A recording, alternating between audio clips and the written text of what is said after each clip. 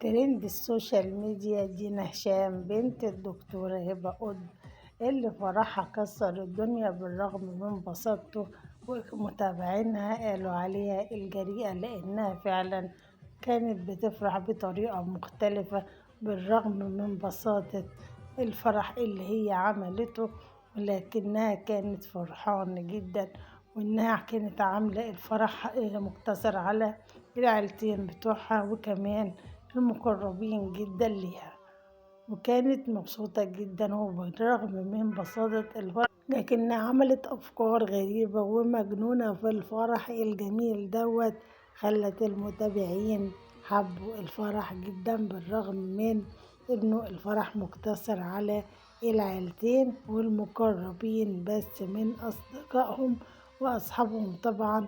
ولكن قررت كمان تعمل تورتة مختلفة للفرح. يا ترى التورتة بتاعت فرح دينا هشام كانت عبارة عن ايه؟ وكانت مفاجأة للجميع. التورتة بتاعت فرح دينا هشام كلها كانت عبارة عن الدجاج المقلي الفرنت شيك، وكمان كانت بتحط عليه الصوصات الجميلة، وكان عريسها بيشاركها إن هي بتحط صوص الباربيكيو وكمان الكاتشب والمايونيز على الفراخ المقلية. بصراحة كانت فكرة جميلة جدا ومختلفة، وطبعا في ناس كتير من المتابعين حبوا الفكرة دي.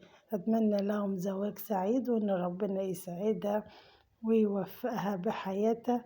طبعا هي كانت عاملة فرح بسيط زي ما انتم شايفين، وكمان فرح جميل جدا، وكانت هي زي القمر ما شاء الله عليها. ربنا يحفظها يا رب ويسعدها ويهيئ لها حياة سعيدة بإذن الله.